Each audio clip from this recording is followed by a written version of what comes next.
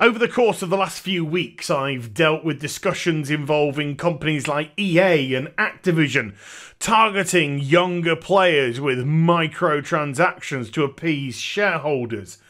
Well, the FTC in America have decided to set their sights on loot boxes, so things might start to get a little bit more uncomfortable for these type of companies, and I, for one, can't wait to see how this turns out. Hi everybody, it's Az here from HeelvsBabyface. Now let's be honest, if you're a gamer, we're going through a pretty rough time right now, bar a couple of beautiful rays of sunshine here or there. We've recently had Activision Blizzard at BlizzCon, their showcase of the year, come out on stage and say, "Hey PC fans, we're off to mobile and China. Oh, by the way, don't worry, we're going to try and flog some microtransactions to your kids as well." And then we had Bethesda with Fallout 76, the game that Todd Howard heralded as the biggest game that Bethesda had ever dealt with, and how they had to get all these companies under the ZeniMax banner to help out and work to get it out there. And it turned out to be a Fallout 4 asset flip that was absolutely broken to hell and should just be in early access, not released at full price.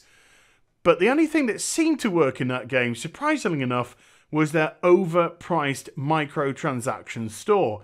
Hey, go figure that one. So yeah, things are pretty bad, and I was going to bring up EA, but let's just be honest, EA, they're just EA. But this has now come out, and this is a Variety article that I'm going to be referring to today. Link in the description box down below, and I thoroughly recommend that you check out this article in its entirety, because I'll be going through a few things, and then I will be cherry-picking certain conversations. Federal Trade Commission, FTC, chairman pledges to investigate video game loot boxes.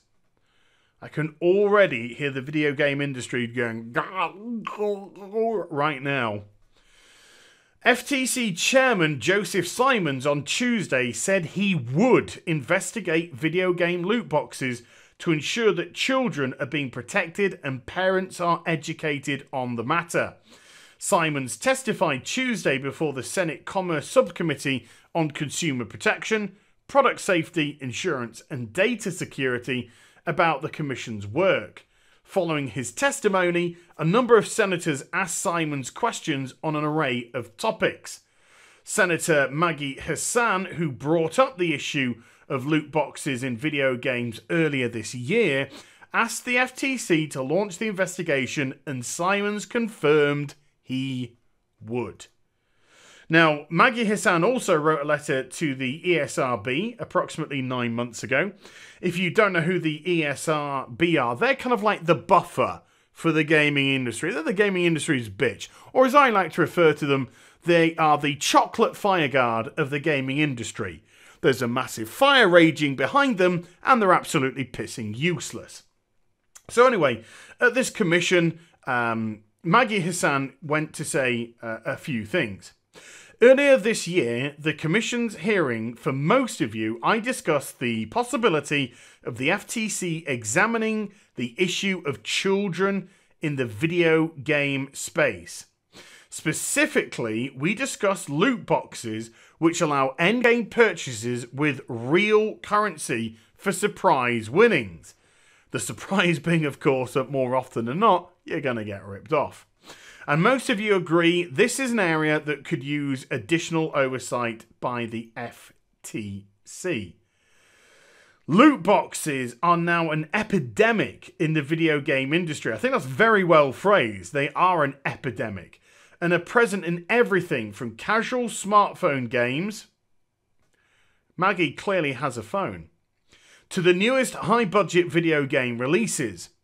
Loot boxes will represent a $50 billion industry by the year 2022, according to the latest research estimates. Is there any wonder why EA are breaking the law in Belgium right now because they want their piece of that $50 billion cookie. Oh my goodness me. But we'll get on to that again a little bit later on. Children may be particularly susceptible to engaging with these in-game purchases, which are often considered integral components of video games. Now I laugh, and I'm not laughing at Maggie Hassan here, because she's absolutely right. I'm laughing at the fact that Battlefront 2 was geared all around the purchase of loot boxes. It was a pay-to-win game. And when this was so blatantly and easily called out during testing, EA had to completely redesign the game. Completely redesign the game. Because it wasn't ever set up to be anything but a loot box freaking orgy. Anyway. Just this month, Great Britain's Gambling Commission released a report finding that 30% of children... Now, I'm mucking about a little bit here and there, but can we just see that again? 30% of children. Now, I don't know about you, but when I hear the word child or children, I think of a minor. I think of somebody who needs to be protected. Somebody who needs to be nurtured, who needs to be educated, somebody who can be easily exploited and manipulated at that young an age. 30% of children have used loot boxes in video games. Get them while they're young. Get them while they're young. Embed it into their DNA, as I said in a recent video. It's pretty diabolical stuff if you start to think about it. The report further found that this exposure may correlate with a rise of young problem gamblers in the United Kingdom. Now, there was a recent report, I live in the UK, and there was a recent report that came out only a few days ago that said that gambling with minors in the UK had quadrupled in recent years. Quadrupled. Now, this is down to a number of different factors and not just this. And they did stress that there wasn't a current link between loot boxes and gambling. But they did stress that there was a connection between video games and gambling as well. It's all flashing lights. It's all attractive thing. It's all that kind of, you know, addictive personality thing. Ooh, shiny object, shiny bauble. Let's get them interested. Belgium, Netherlands and Japan have moved to regulate the use of loot boxes in video games given this close link to gambling. So certain countries are making the link between gambling and loot boxes. And Belgium is a country that currently is, and EA, as mentioned earlier, they are breaking the law in Belgium. They are breaking the law, and they are still selling loot boxes in their video games. They will go to court over this. They are fighting for their right to flog kids loot boxes. If you ever needed any indication about exactly the type of company EA is, it's right there in front of you, folks. I don't even have to say it. You can say it yourself in the comment section down below.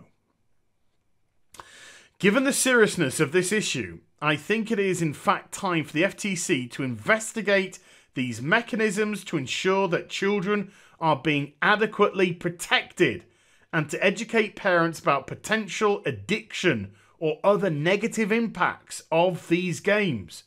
Would you commit to undertaking this project and keeping this committee informed about it?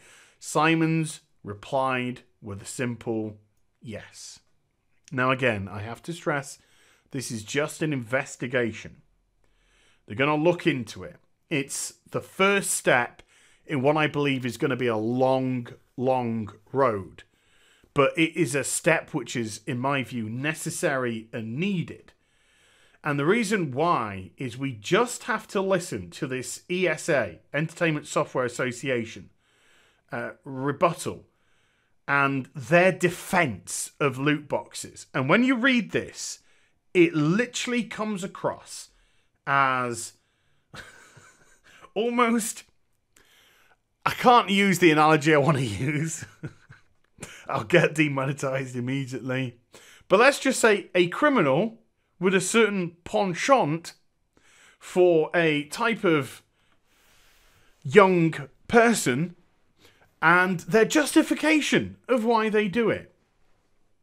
Loot boxes are one way that players can enhance the experience that video games offer. Oh, piss right off. What a load of utter crap that was.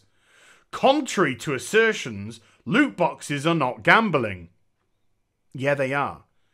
Do you know how they're gambling and how easy it is to show that they're gambling? You don't know what's inside.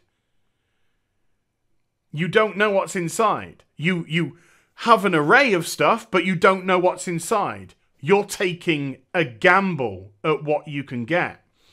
Now remember, recently EA gave some statistics for their Ultimate Team in FIFA. And the only thing that they would say about getting the bestest of players was that there was less than a 1% chance. Now, that is quite a big gap. Because that ranges all the way from 0.999999999 reoccurring to 0.0000000, and we're going to be here for a very long time. But at the end of it, 1. So we don't even know the percentage of that. EA would just say less than 1%. That's all they'll put it as. Anyway, let's carry on. They have no real world value. Oh, well, in that case, just give loot boxes out for free then. If they've got no value, then the loot box surely has no value. So just give them for free. Hey, you've been playing the game for 5 hours. Have a free box. Inside of it will be an item that will enhance your experience. Players always receive something that enhances their experience. Wrong. Wrong. Wrong. Wrong. How long did Overwatch have duplicate items? And as soon as I heard that there were going to be duplicate items in Overwatch, I said immediately, before the game came out, this is wrong. This is utterly wrong. And it took them ages before they finally got rid of duplicate items. Can you say that a cosmetic item enhances the experience for somebody? In some cases, maybe. In other cases, no. So that is an ambiguous statement, to say the absolute least. And of course, the cracker of, they are entirely optional to purchase. I mean, you hide very specific items that can only be got in a loot box. In a loot box. But it's just optional. Oh, hey, do you want to look like that? Yeah, that's awesome. Oh, sorry. You can only get them in a loot box. But it's only optional, so don't worry about it. Oh, you know that really cool look? Yeah. That's a loot box. But it's just optional. Get out. Piss off. They can enhance the How many times have they said enhance the experience? They can enhance the experience for those who choose to use them. But they have no impact on those who do not. No, apart from not having the coolest stuff and not looking the nicest and whatnot. No, it has no impact on those whatsoever. Well, apart from the pay-to-win loot boxes that Battlefront 2 had. And Shadow of Mordor as well. Not Shadow of War, whatever it was. Where that game also had to be complete. They screwed the game. They completely broke the Nemesis system. Because you could just get the people in loot boxes. So, no, it kind of does have an impact, actually. It kind of does. So that was the best that the industry's got as a defense. Right there. Utterly, utterly pathetic. So yes, this is just an investigation, and yes, this is the first step on a long road that may or may not lead anywhere. at this time. But I hope the industry starts to sweat right now. And to be perfectly honest with you, FTC, I really hope that you go for it. Because the word children comes up in this article a lot. And if you are a parent, and I'm not personally a parent, but I do have a 5-year-old nephew who I absolutely adore. They are the apple of my eye. And I want nothing more for them to be safe. I want nothing more for them to be educated. I want nothing more for them to have the best opportunity and chance in life.